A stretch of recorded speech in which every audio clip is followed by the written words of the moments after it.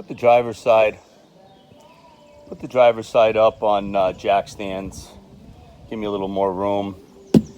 The bolts that come with the loop delete don't take into account those of us that have exhaust spacers, so I just got to get some longer bolts. I think I have them, so I'm entertaining ripping apart some of this exhaust all the way up to the loop. Maybe install that kit today. Okay, I need a little extra room to get up there at that loop delete, so I'm going to take off the front drive shaft, disconnect it from the pinion flange, 15 millimeter head bolts. So taking those off right now. Okay, the front drive shaft's disconnected from the flange. It has just that nice simple flange there with the four 15 millimeter head bolts. You can see all the blue Loctite on them.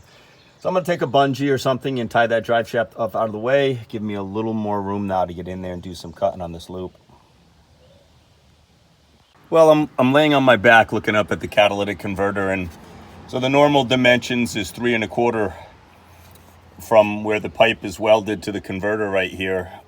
Obviously I've got exhaust spacers, so mine needed to be about 1.5 inches shorter, which of course brought it farther up this way and made it more difficult to get an angle in there. So I've got it about 3/4 of the way cut. A combination of a Sawzall and my my grinding cutting wheel, so a little more to go on that.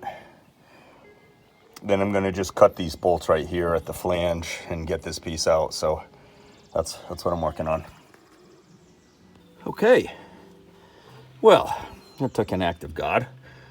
Ended up having to finish it off with a jigsaw. I think I used every power implement that I had here to get this thing cut.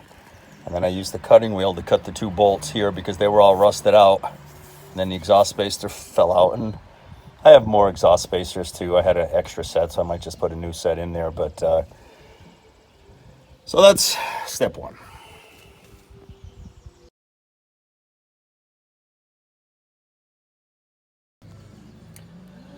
Okay, so the AFE loop delete pipe, yeah, it's going okay. I mean, I had a difficult time cutting everything, and my measurements were good, but unfortunately my spacer here, my 1.5 inch spacer, I ended up nicking it with the cutting wheel. So I put it together, but I'll have to either change it out or just wrap that with some heat tape, just a tiny little 32nd of an inch cut through it right here on the side. So I got the other bolt to put in here. I was just kind of using this to line it up.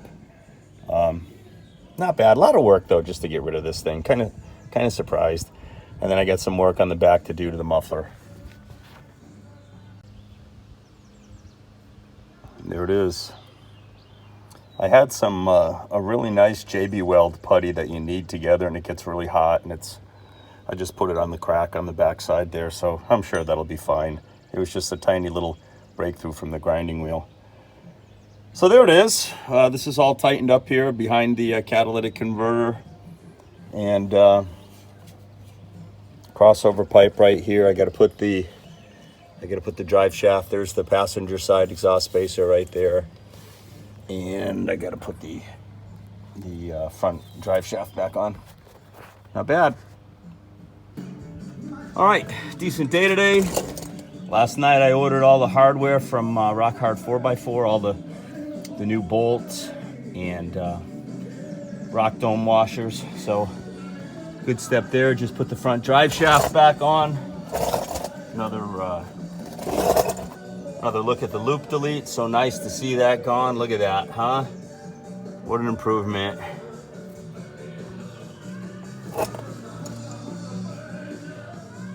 Got the crushed muffler, but still working fine. Still sounds good. Nothing's leaking. Adjusted some of those rock lights that were loose. And that's a wrap for Recon 1 today.